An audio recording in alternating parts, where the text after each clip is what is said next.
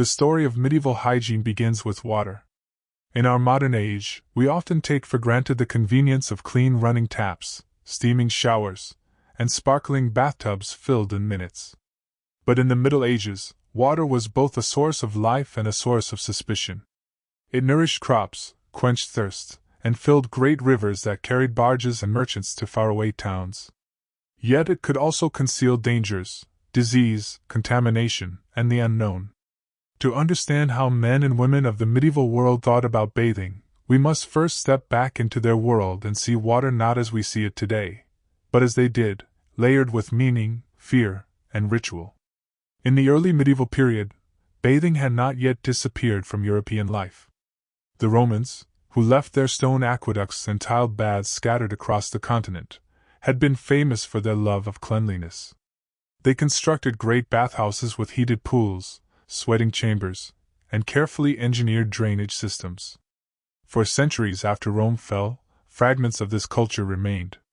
Some bathhouses continued to operate, others fell into ruin, but the idea of communal bathing was still alive in Europe. By the 11th and 12th centuries, public bathhouses were found in many towns and cities, sometimes run by private entrepreneurs, sometimes by monasteries who offered bathing as part of their charity. These were not simply places for washing dirt away. They were social centers, places where news was exchanged, food was served, and sometimes, if records are to be believed, looser morals flourished under the cover of steam and water. But bathing was never just about removing dirt. In medieval thought, it was tied to health, medicine, and the balance of the body's humors. Physicians of the age believed the body contained four essential fluids: blood, phlegm, black bile, and yellow bile. Illness arose when these humors slipped out of balance, and one way to restore them was through bathing. Hot water could open the pores, release impurities, and lighten the spirit. Cold water could invigorate and strengthen. Infused waters, steeped with herbs like rosemary, thyme, or chamomile, were prescribed for particular ailments. A bath could be a medical treatment as much as a luxury. Yet for ordinary people, bathing was often simpler. Villagers might wash in rivers or streams, or collect water in wooden tubs at home. Families would take turns in the same water, starting with the head of the household and ending with the children, by which time the bath water was cloudy and tepid. Soap was not the bright-scented bar we know today but a crude mixture made from animal fat and lye. It could clean, but it was harsh, often leaving skin dry or irritated. To soften the experience, herbs and oils might be added, and in wealthier homes, rose petals or lavender could perfume the water. The Church had a complicated relationship with bathing. On the one hand, monks and nuns were expected to maintain bodily cleanliness. Many monasteries had bathhouses and strict rules about when and how often members should wash. The Benedictine rule, for instance, made allowances for regular bathing, especially for the sick. On the other hand, too much concern for the body was viewed with suspicion.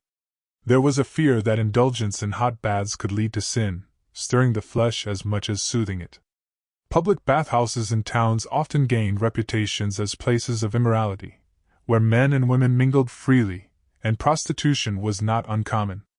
By the later Middle Ages, moralists began to speak out against them, and outbreaks of plague made many fearful that shared water could spread disease. Even so, the image of the unwashed medieval man or woman is an exaggeration. Archaeological evidence and written records suggest that people did care about personal hygiene, even if their methods differed from ours. Bathing might not be daily, but seasonal or weekly, and many individuals took pride in their appearance, washing their faces and hands each morning with cold water.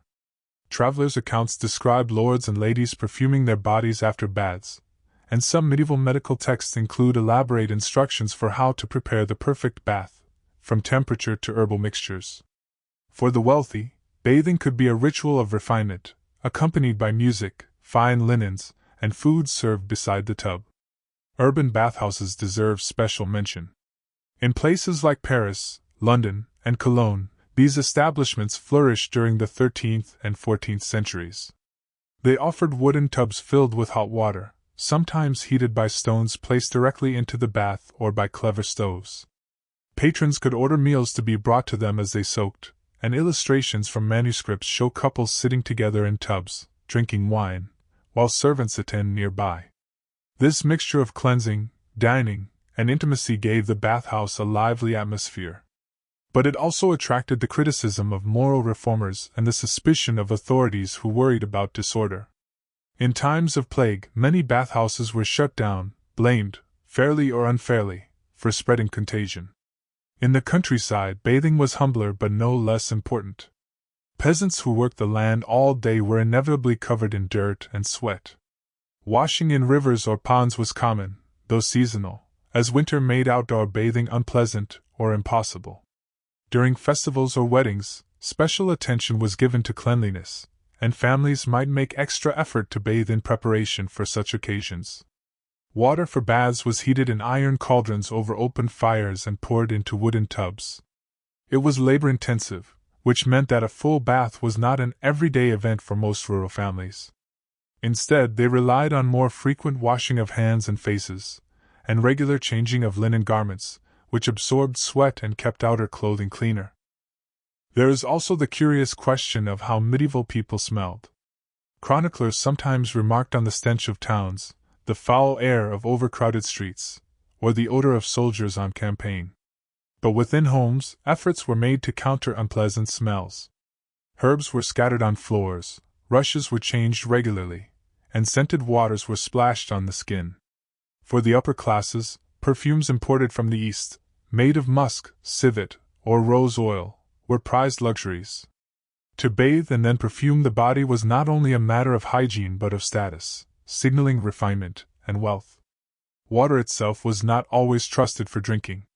In many places, wells and rivers could be polluted by human or animal waste, making beer, ale, or wine safer choices for daily consumption. This suspicion may also have colored attitudes toward bathing. Some feared that water could enter the body through the pores, carrying disease. Physicians sometimes warned against too frequent bathing, especially in hot water, which they believed could weaken the body's natural defenses. As with much in medieval life, the line between health and superstition was blurred. Nevertheless, the ritual of bathing persisted. In castles, great wooden tubs were set up in private chambers, lined with cloth for comfort, and filled by servants carrying bucket after bucket of hot water from the kitchen hearth. Screens might be placed around the tub for privacy, and attendants would bring trays of food or cups of wine. For a king or noble, the bath could be a small court in itself, a place of leisure and indulgence. In contrast, the poor made do with rivers, streams, or shared tubs in humble cottages, their bathing less a luxury than a necessity after long days of labor. As the Middle Ages wore on, attitudes toward bathing shifted. The Black Death of the 14th century, which swept through Europe with terrifying speed, made people wary of shared spaces, including bathhouses. Physicians debated whether water opened the pores to dangerous miasmas, or poisonous airs believed to carry disease. In some cities, public baths closed permanently, and a cultural suspicion toward bathing grew. Instead of full immersion, people turned more often to dry methods of cleanliness, changing linen, applying perfumes, or rubbing the body with cloths. By the 15th century, in some regions, regular bathing had become less common, though it never vanished entirely. The legacy of medieval bathing practices is complex. They inherited from the Romans a love of baths, adapted it to their own culture, saw it flourish in towns and monasteries, and then watched it decline under the weight of disease and moral suspicion. Yet the idea of cleansing with water, of the soothing warmth of a bath, remained a part of life, resurfacing again with greater vigor in the Renaissance and beyond. The medieval world was not uniformly dirty, nor was it uniformly clean. It was a world where water was at once life-giving and threatening, where bathing could be a pleasure, a remedy, or a danger. To imagine yourself in that world, think of a narrow street in a medieval town. The air is thick with the smell of horses and smoke, yet from a wooden building nearby, steam curls into the air. Inside, men and women sit in tubs, the water heated by great stoves, herbs floating on the surface. Servants bring them dishes of roasted meat and pitchers of ale, while musicians play softly in the corner. In another part of town, a monk tends a small bathhouse, offering weary travelers a place to wash before evening prayers. And far away in the countryside, a family fills a wooden tub in their cottage, pouring bucket after bucket of water, laughing as children splash and squirm. This was the world of medieval bathing, woven from necessity, medicine, pleasure, and belief. As we leave this first section of our journey into medieval hygiene, we see that water, in all its forms, shaped the rhythms of life. It cleansed, healed, and refreshed, but it also carried fear and uncertainty. To bathe was to step into a world of tradition and suspicion, comfort and danger. It was an act as ordinary as washing one's hands in the morning, and yet as significant as the rituals of health and faith that guided medieval existence. In the chapters to come, we will move beyond water to explore the other textures of medieval cleanliness, the fabrics of their clothing, the scents of their daily lives, the care of hair and teeth, the grim realities of waste, and the philosophies that bound it all together. If bathing was the first line of defense against dirt in the medieval world, clothing was the second.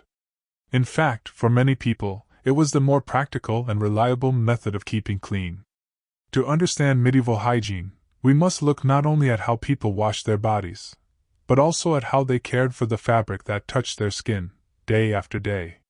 Clothing absorbed sweat, oils, and the dust of daily life, and it acted as both shield and sponge. By changing and cleaning garments, medieval men and women believed they were maintaining a kind of cleanliness, even when a full bath was rare. At the heart of this system was linen. Linen was the hidden layer, the foundation of medieval dress. Worn closest to the skin, it was usually made from flax fibers, woven into smooth, light cloth. Men wore linen shirts, long and loose, while women wore shifts, simple dresses that reached the ankles. These undergarments absorbed sweat and body oils, protecting the outer garments, which were far more expensive and difficult to clean. In many illustrations and surviving inventories, it is clear that linen was valued not only for comfort but also for hygiene. To change one's linen regularly was, in effect, to wash the body indirectly. Fresh linen meant a fresh start, even if water had not touched the skin for days or weeks. Above the linen came wool, the dominant fabric of medieval Europe. Wool was everywhere, in tunics, gowns, hoods, and cloaks. It was warm, durable, and available in endless varieties, from coarse homespun to fine, brightly dyed cloth for the wealthy. But wool was also heavy, difficult to wash, and prone to retaining odors.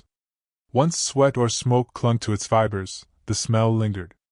Leather, too, was common, boots, belts, and jerkins, but like wool, it absorbed the sense of daily life. Together, these fabrics created a world that was textured, layered, and to modern noses, probably pungent. How, then, did medieval people manage the laundering of their clothes? The process was laborious, time-consuming, and often communal. In towns, professional washers, sometimes women known as laundresses, earned their living scrubbing garments for others.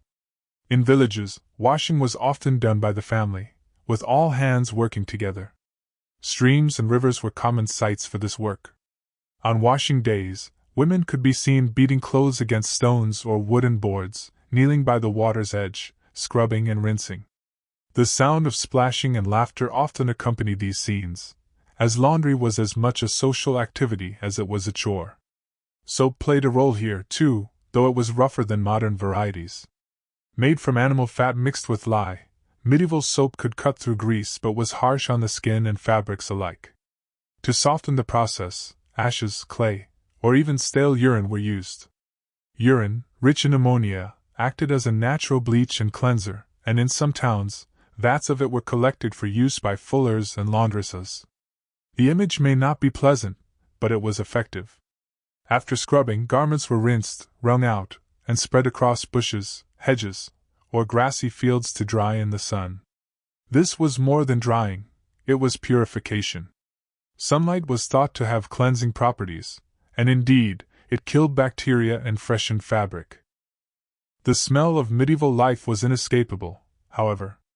In crowded towns, with animals in the streets and fires burning in every hearth, clothing absorbed the scent of smoke, manure, sweat, and food. Even freshly laundered garments quickly took on the odors of their environment. Travelers often commented on the overwhelming stench of urban centers.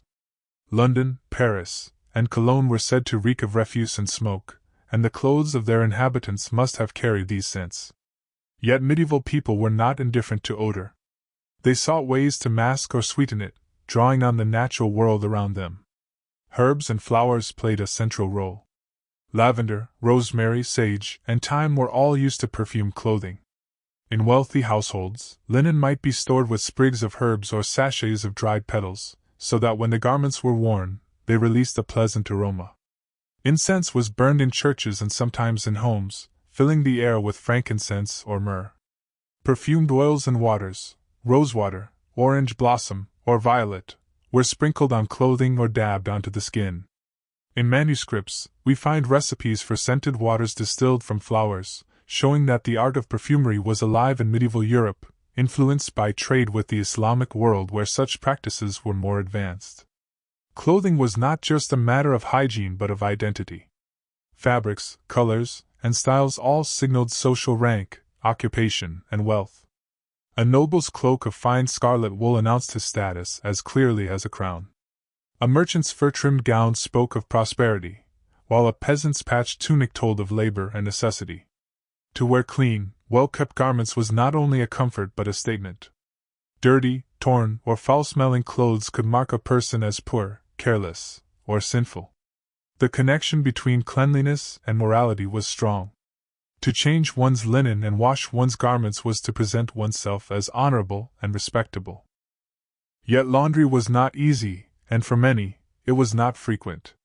Outer garments, especially those made of heavy wool, were washed rarely, if ever. Instead, the underlinen was washed often, and this was considered sufficient. Some garments were brushed, beaten, or aired rather than washed. Cloaks and mantles might be hung in the open air to rid them of smoke and odor, a practice still used for woolens today. The wealthy, who had larger wardrobes, could rotate their garments, allowing time for airing between wears. The poor, with fewer clothes, had little choice but to wear the same garments until they were worn thin. The laundress, in both town and literature, occupies an interesting place. She was often depicted as a hard-working woman, toiling by the riverside, strong from hauling wet cloth and beating out stains. But she was also a figure of humor or suspicion, sometimes associated with gossip or loose morals, perhaps because her work brought her into close contact with the intimate garments of others. In plays and stories, laundresses are often earthy, outspoken characters, reflecting both the importance and the low status of their work. We should also consider the role of seasons in medieval laundering. In summer, washing could be done more frequently, with sun and warmth to dry the clothes quickly. In winter, the task was harder. Freezing water made rivers difficult to use, and drying clothes in damp, cold air was a challenge. In some places, washing was postponed until warmer weather, and garments were simply worn longer, with linen changed less often. This seasonal rhythm meant that the smell of daily life varied across the year, with freshness more attainable in spring and summer, and heaviness lingering through the dark months of winter. For the wealthy, clothing was not only laundered but maintained with care. Fine fabrics were too valuable to risk with harsh washing. Instead, they might be brushed with cloths, dusted with powders, or spot-cleaned with bread or chalk to absorb oils. Fur-lined garments required special attention, as fur could rot if it became too damp. Tailors and servants were responsible for keeping wardrobes in order, ensuring that their masters and mistresses appeared spotless, even if the reality of their environment was less pristine. The sensory world of medieval clothing is fascinating to imagine. The feel of rough wool against the skin, softened only by a linen shift. The weight of heavy cloaks in winter, lined with fur. The sound of rustling silk for those wealthy enough to afford it, shimmering in candlelight. And always the mingled smells of fabric, sweat, smoke, and herbs. To walk through a medieval marketplace was to be enveloped in these textures and scents, a world of cloth and odor intertwined. It is worth noting that some contemporaries commented on cleanliness as a mark of culture. Travelers from the Islamic world, where bathing and perfuming were more advanced, sometimes remarked on the Europeans' heavier use of wool, and a lesser attention to washing. Conversely, Europeans themselves often saw clean linen and neat clothing as signs of refinement. The connection between inner virtue and outer cleanliness, though imperfectly applied, was deeply felt. So, when we picture the medieval man or woman, let us not imagine them as perpetually filthy, draped in rags, oblivious to smell. Instead, we should see them changing their linen when they could, scrubbing garments at the riverside, sprinkling rosewater on their clothes, and taking pride in appearing presentable, even within the limits of their world. Cleanliness was a constant negotiation between effort, environment, and resources. It was never perfect, but it was pursued. And yet, the medieval nose was trained differently from ours. What we might find overwhelming, the smell of wood smoke in hair, the musk of wool, the tang of sweat, was normal, even comforting. Odor was part of the fabric of life, inseparable from the rhythms of cooking, working, and living. To them, a freshly laundered shift, drying in the sun with herbs tucked into its folds, might have smelled as sweet as the finest perfume. As we step back from this glimpse of clothing and laundering, we see how hygiene in the Middle Ages was not only about water and baths but about fabric and scent.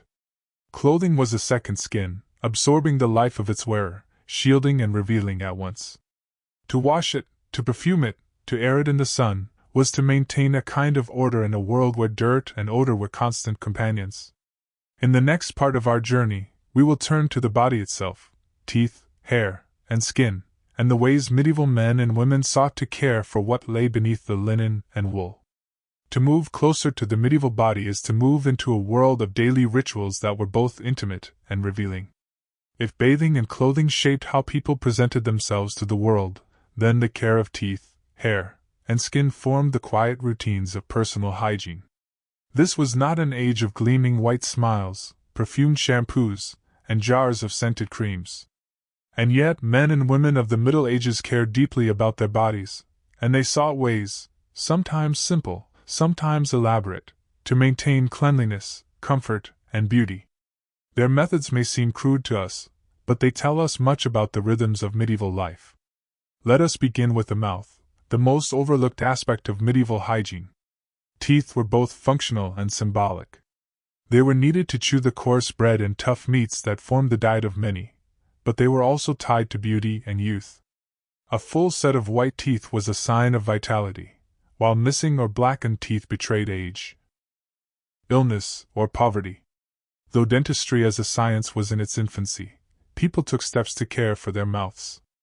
Manuals of medicine and household recipes provide glimpses into these practices. Tooth powders were common, made from ground herbs, crushed charcoal, or even powdered bone. These were rubbed onto the teeth with cloth or a finger, removing food particles and polishing the surface. Some recipes mixed salt with herbs like sage or mint, producing a sharp, cleansing effect. Others called for wine to rinse the mouth, a practice that was both refreshing and antiseptic, given the alcohol content. Bad breath or foul air of the mouth was a frequent concern, and remedies abounded. Chewing parsley, fennel seeds, or cloves was thought to sweeten the breath.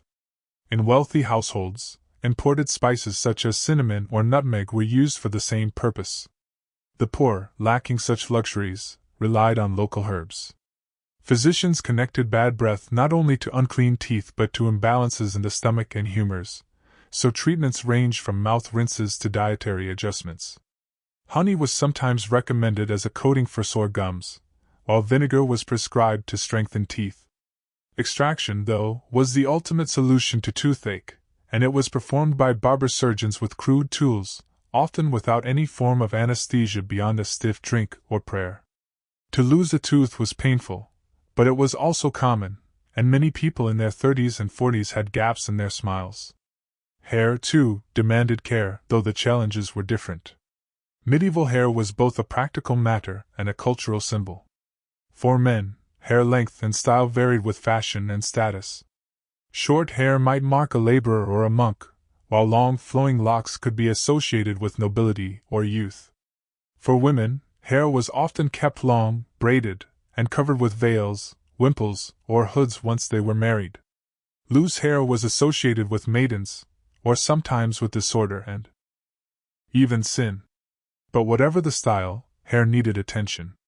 Washing hair with water and soap was possible, though not always frequent, as soap could strip oils and leave hair dry. Instead, combing was the primary method of care. Combs were common personal items, often carved from wood, horn, or bone, and sometimes finely decorated. Archaeological finds across Europe have uncovered countless combs, many with fine teeth designed specifically to catch lice. Lice were a persistent reality in the Middle Ages. They thrived in the seams of clothing, in bedding, and in hair. Combing and nitpicking were constant battles against these pests. Mothers picked through their children's hair, servants combed their masters, and friends helped each other rid their scalps of crawling irritants. It was a routine so ordinary that it rarely merited mention, but it was universal. Some households used herbal rinses, infusions of rosemary, nettle, or vinegar, to deter lice, but eradication was nearly impossible. Instead, the goal was control. Hair care also involved oils and powders. Wealthier women might apply scented oils to their hair, both to smooth it and to perfume it. Recipes survive for hair treatments made from herbs, eggs, or even animal fats, intended to thicken or soften the strands. Powdering the hair with ground herbs or flowers was another way to refresh it. For some, hair dyes were used, though not as widely as in later centuries. Lightening hair with mixtures of saffron, alum, or even urine has been recorded, as well as darkening with walnut husks or soot. Hairstyles and treatments varied across regions, but the underlying concern was the same: to keep hair presentable, manageable, and free of pests. The skin, our largest organ, was equally important in medieval hygiene. Smooth, pale skin was admired, especially for women, as a sign of gentility and refinement. A tanned complexion, by contrast, was often associated with outdoor labor and peasantry. As such, women of the upper classes took steps to protect their skin from the sun, wearing wide hoods, veils, or hats. Ointments and creams were made from a variety of ingredients: animal fats, beeswax, honey, and herbs. Some were purely practical, soothing dry or chapped skin. Others were cosmetic, designed to whiten the complexion. Lead-based powders, dangerous as we know now, were sometimes used to achieve a pale look. Rosewater and other distilled floral waters were popular for washing the face, leaving the skin refreshed and lightly scented. Daily skin care also included hand washing. Hands were the most exposed part of the body, constantly involved in work, cooking, and eating. Washing hands before and after meals was a widespread practice, encouraged both for cleanliness and for etiquette. In wealthier households, ewers of water and basins were brought to the table, and guests washed before dining. In more humble homes, a shared bowl of water sufficed. This routine reinforced the link between cleanliness and social order, reminding everyone that washing was not just practical but also a mark of civility. The relationship between hygiene and religion should not be overlooked. Hair, teeth, and skin were not only physical features but also spiritual symbols. Monks shaved their crowns into tonsures, a mark of humility and devotion. Pilgrims might go unwashed as a sign of penance, their disheveled appearance a badge of faith. At the same time, saints and holy figures were often described in texts as radiant and sweet-smelling, their purity manifested through the body. Cleanliness could therefore be read as both worldly vanity and spiritual grace, depending on context. When we picture medieval people caring for their teeth, hair, and skin, we should imagine a spectrum. At one end were the peasants, whose routines were shaped by necessity, rinsing mouths with cold water, combing hair to fight lice, washing hands in a shared bowl. At the other end were nobles and royals, who could afford perfume, oils, imported spices, and servants to assist with grooming. Between them lay the broad middle, townsfolk and lesser gentry, who borrowed a little from both worlds, using what resources they had to maintain a degree of cleanliness and presentability. The sensory experience of this care was vivid. The sharp tang of vinegar as a mouth rinse, the gritty feel of tooth powder against the gums, the tug of a comb through tangled hair, the sting of soap in the eyes, the soothing coolness of rosewater on the face, all of these were part of daily life. They were small acts, repeated over and over, shaping how people experienced their bodies. For us, accustomed to toothbrushes, shampoos, and moisturizers, these methods may seem inadequate. But in their world, they were meaningful, effective enough to make a difference, and bound up with ideas of health, beauty, and morality. Teeth, hair, and skin were not only matters of hygiene but also of identity and reputation. A knight with unkempt hair, a lady with blemished skin, or a merchant with foul breath could all suffer socially. Just as clothing signaled status, so did grooming. To present oneself as clean and well-kept was to show respect for oneself and for others. To neglect the body was to risk being judged as lazy, sinful, or low-born. These judgments were not always fair, but they were deeply ingrained in medieval culture. As we close this section, it becomes clear that medieval hygiene was a tapestry woven from many threads. Teeth, hair, and skin care were not isolated practices but part of a larger web that connected health, beauty, morality, and daily life. To brush the teeth with sage, to comb out lice, to dab rosewater on the cheeks, these were not trivial acts. They were small rituals of self-care in a world where dirt, disease, and labor were constant companions. In them, we see both the ordinariness and the resilience of medieval people, who, with the tools they had, sought to keep their bodies clean, comfortable. If we wish to understand the true smell of the Middle Ages, we must step not into the gardens, the chapels, or the gilded halls, but into the alleyways, the backyards, and the privies. For all the glory of castles and cathedrals, for all the finery of silk and velvet, the medieval world was built upon a constant negotiation with human waste. And it was waste, human, animal, and industrial, that defined the air of the towns and cities.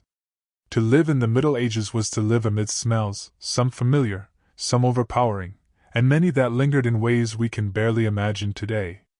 The simplest place to begin is with the toilet, though the word itself is anachronistic. Medieval people spoke of the garderobe, the privy, or the jakes. In castles, the garderobe was often a small chamber built into the thickness of the wall, a stone seat with a hole cut into it. The waste would drop down a chute into the moat, a cesspit, or simply into open ground. In some cases, chutes extended all the way to rivers, carrying filth away with the flow. To sit in such a place was no luxury. Draughts of cold air whistled up the shaft. The smell, rising from below, was unavoidable. Rats and flies made regular visits. Yet, for the inhabitants of castles, this was a convenience, better, certainly, than relieving oneself in the open. In towns, privies were more rudimentary. Many households had a pit dug in the yard, lined with wood or stone, covered by a wooden seat. When the pit filled, it was either emptied or simply abandoned and covered over, with a new one dug nearby. In poorer quarters, people relied on communal privies or simply went outdoors, to alleys, fields, or ditches. Night soil, the euphemism for human excrement, was everywhere. It was so common that tradesmen emerged whose job was to collect it. These were the gong farmers, men tasked with emptying cesspits and transporting the waste out of the city. They worked at night, for the task was foul and the stench unbearable to passers-by in daylight. Dressed in rough clothes, often coated with filth, they lowered themselves into pits, scooped out the muck with buckets, and hauled it away in carts. Their labor was despised, yet essential, for without them towns would have drowned in their own waste. The fate of this waste varied. Some was dumped in rivers, fouling the water supply downstream. Some was spread on fields as fertilizer, a practice that, while practical, carried obvious risks of disease. Regulations existed in many towns, forbidding the dumping of waste in the streets or rivers, but enforcement was uneven.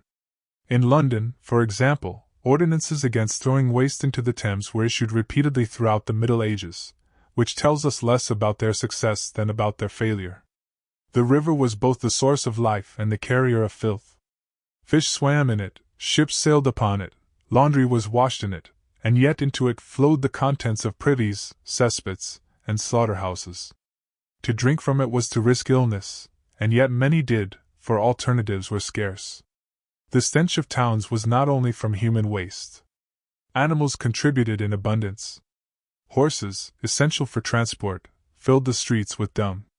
Cattle and pigs, driven through towns to markets and slaughterhouses, left their marks behind. In some towns, pigs roamed freely, rooting through refuse. Dogs scavenged bones, while chickens scratched at heaps of discarded food. The streets were not paved in many places, and when rain fell, the mixture of mud, dung, and refuse turned them into foul-smelling bogs. In dry weather, dust rose, carrying with it particles of waste. For the medieval nose, this was ordinary. To us, it would be overwhelming. The management of waste was, therefore, both a necessity and a constant struggle. Town councils issued regulations. Dung heaps must not be left near wells, privies must not overflow into neighbors' yards, tanners and butchers must dispose of their offal outside the town walls. Yet people often ignored these rules, or bent them to their own needs. A craftsman might dump shavings and scraps into the street. A housewife might pour chamber pot contents out the window with a cry of warning. In Paris, cries of, "Guard low! Watch out for the water!" were shouted before such a discharge, but woe betide anyone passing below who did not move quickly enough. This casual dumping became part of the urban soundscape and smellscape. Chamber pots were ubiquitous indoors. Made of clay, metal, or even wood, they were used during the night or in bad weather. In wealthier households, servants emptied them discreetly. In poorer ones, they were tipped out the door. The chamber pot was an intimate object, often decorated, sometimes even made with humor. Some examples bear faces or inscriptions, mocking the act they contained. To own one was to admit the reality of bodily functions, something everyone shared but few spoke of in polite company. Beyond human and animal waste lay industrial waste. Tanneries, essential for producing leather, soaked hides in vats of urine and dog dung to soften them. The smell of these yards was infamous. Butchers discarded blood and offal, attracting flies and scavengers. Dyers used chemicals that polluted water sources. Fullers, who cleaned and thickened wool, used tubs of stale urine to scour cloth. All of this contributed to the sensory environment of medieval towns. To walk down a street was to pass not only shops and houses but also the olfactory evidence of industry, agriculture, and human life. The smells were not merely unpleasant, they had medical significance. Medieval medicine, grounded in the theory of humors and miasmas, taught that foul air could cause disease. Miasma, the bad air, arising from rot and filth, was believed to spread illness. Thus, the stench of waste was not only offensive but dangerous. People lit fires of herbs to purify the air, carried posies of flowers to their noses, or hung fragrant herbs in their homes. Perfumes and incense were not mere luxuries but defenses. Yet, despite these efforts, epidemics swept through towns, carried not only by smells but by water, vermin, and human contact. Rural life offered a different picture, though not necessarily a cleaner one. In villages, waste was spread more thinly, absorbed by the fields and countryside. Latrines were simple pits, often shared by families. Dung from animals was piled in heaps and used as fertilizer. The smell was strong, but it was part of agricultural life, tied to the cycles of growth and harvest. In some ways, the countryside was fresher, with open air dispersing odors. Yet in others, it was just as pungent, for barns and byres concentrated animals, and fields manured with dung carried their own stench. Within castles and monasteries, efforts were made to manage waste more systematically. Monasteries often had large communal latrines, or reredoors, built over running water to carry waste away. These could serve dozens of monks, reflecting the communal nature of monastic life. Castles experimented with garderobes built over streams or moats. Yet even these arrangements were imperfect. Archaeological digs reveal layers of waste accumulating in moats, producing foul-smelling sludge that never fully washed away. Visitors complained of the stench, and even the wealthiest lords could not escape it. The relationship between waste and status was complex. On the one hand, everyone, rich or poor, produced it. On the other, the rich had more means to distance themselves from it. Larger houses with separate privies, servants to empty pots, land to spread manure further away. The poor lived closer to their own refuse, their yards and alleys fouled by the necessities of life. Yet even kings were not free from the stench of their own castles, and even peasants shared in the communal labor of dung spreading, turning filth into fertility. What emerges from all this is a world where waste was omnipresent. It shaped the layout of towns, the labor of workers, the daily routines of households. It filled the air with smells that signaled health or danger, wealth or poverty, negligence or care. To ignore it was impossible, to manage it was a constant task. For us, accustomed to sewage systems, flush toilets, and waste collection, the medieval world seems unbearably filthy. But for them, it was simply the backdrop of life. They lived in a balance with their own dirt, sometimes overwhelmed, sometimes controlling it, always negotiating with it. And yet, amid this, life thrived. Children played in the streets, merchants sold wares, processions wound their way through towns, bells rang, and prayers rose. The stench was there, yes, but it did not halt the business of living. Instead, it was woven into it, a part of the medieval experience that cannot be separated from its richness. To smell a medieval town, in all its pungency, would be to encounter the Middle Ages not in its romance or legend but in its raw, unvarnished truth. And it is only by stepping into that truth that we can begin to understand how people lived, endured, and even found beauty in a world that smelled of waste.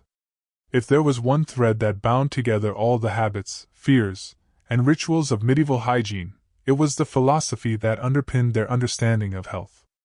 To live in the Middle Ages was to exist in a world where science, religion, and superstition were interwoven so tightly that to untangle them seems almost impossible. Hygiene was not merely about washing the body or cleaning the streets.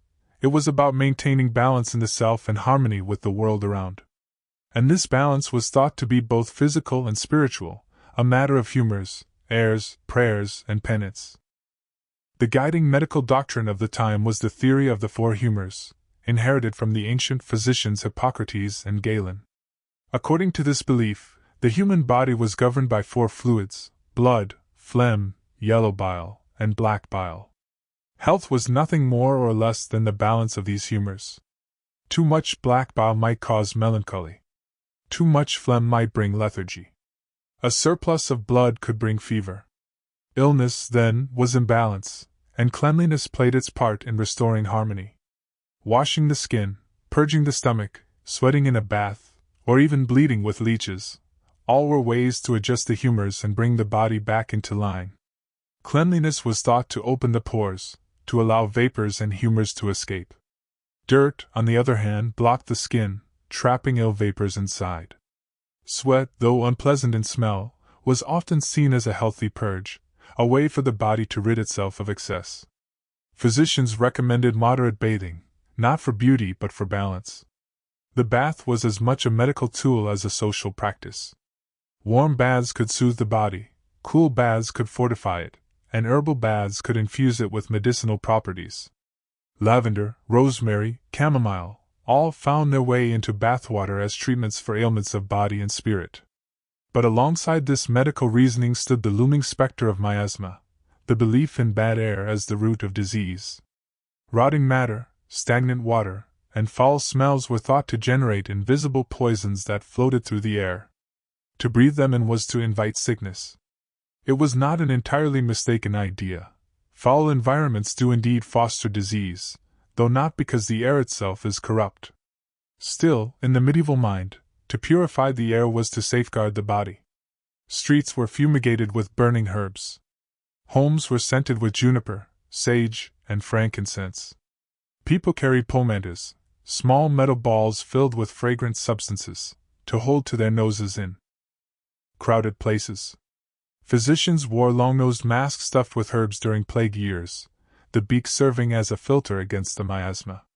To us, these seem like quaint or eerie relics, but to them they were shields against invisible enemies. The plague itself, that most terrible visitor of the 14th century, brought hygiene into sharp focus. The Black Death swept across Europe in waves, killing millions, and people grasped for explanations. Some blamed the stars, others divine wrath, others poisoned wells. But many saw the hand of filth and foul air. Cities ordered streets to be cleaned, dung heaps to be removed, and latrines to be emptied. Fires were lit to cleanse the air. Bodies were buried quickly, sometimes in mass graves, to prevent corruption. And yet, for all these efforts, the plague raged on, carried not only by air but by fleas and rats. Still, the association of cleanliness with protection deepened. To be clean was to resist disease, to be dirty was to invite it. Religion, too, shaped the philosophy of hygiene. Water was not only a physical cleanser but a spiritual one. Baptism washed away sin. Pilgrimages often included ritual bathing in holy springs or rivers. Monasteries incorporated washing into their daily routines, not only for health but for discipline and purity. Before meals, monks washed their hands in stone basins. Before prayer, they washed their faces. Cleanliness was tied to holiness, and filth to corruption. Yet paradoxically, some saints embraced filth as a mark of humility, rejecting bodily care as vanity.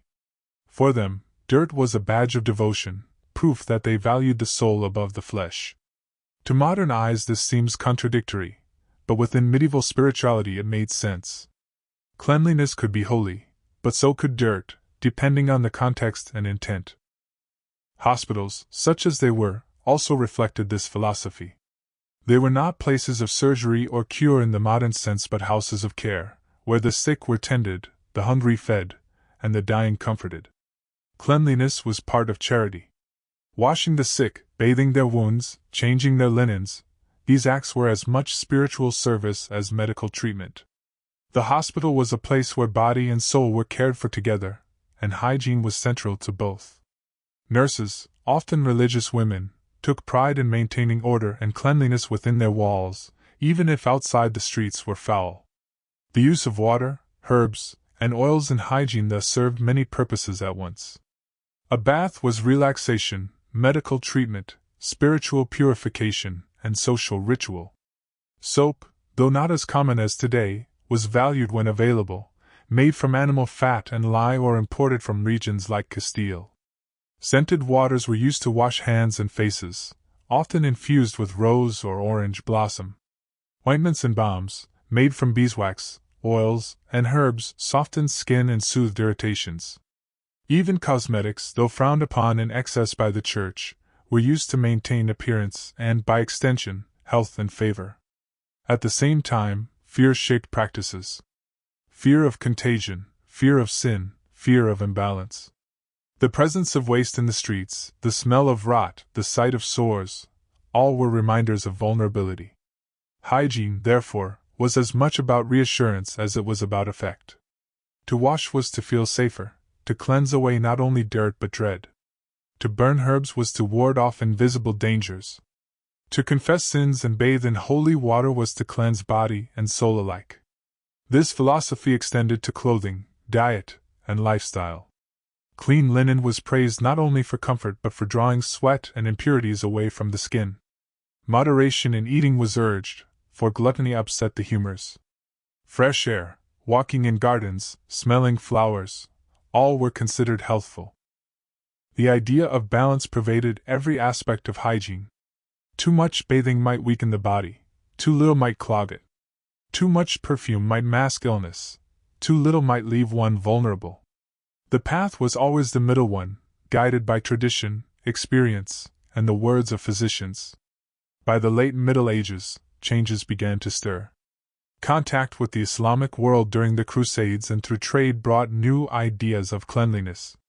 In Islamic culture, washing was central to daily religious practice, and travelers remarked on the frequency of baths in Muslim lands compared to Christian Europe. Slowly, some of these habits filtered into European life. The Renaissance, with its revival of classical learning, renewed interest in the human body and health. Public bathhouses, though controversial, flourished in many towns, offering hot water, steam, and even massages. Hygiene was not yet modern, but it was evolving, shaped by philosophy, necessity, and cultural exchange. And so, in looking at medieval hygiene, we see not simply a tale of dirt and neglect but a complex web of beliefs and practices. People washed, not as often as we do, but with purpose. They feared smells, not wrongly, but through a different understanding. They linked cleanliness with holiness, and filth with both danger and devotion. They managed waste as best they could, within the limits of their knowledge and technology. And through it all, they sought balance, between body and soul, between humors, between the earthly and the divine. If we imagine ourselves back in those centuries, we must breathe in more than the odors of streets and stables. We must also inhale the philosophy that surrounded them. To them, a fragrant herb was a medicine, a bath was a therapy, a wash was a prayer. Hygiene was not a matter of vanity but of survival, not only of the flesh but of the spirit. In their dirt, they found humility, in their washing they found hope. And in their constant struggle with waste, smell, and sickness, they revealed themselves not as strangers to cleanliness but as human beings, always reaching, in their own way, for health, purity, and a measure of control in an uncertain world.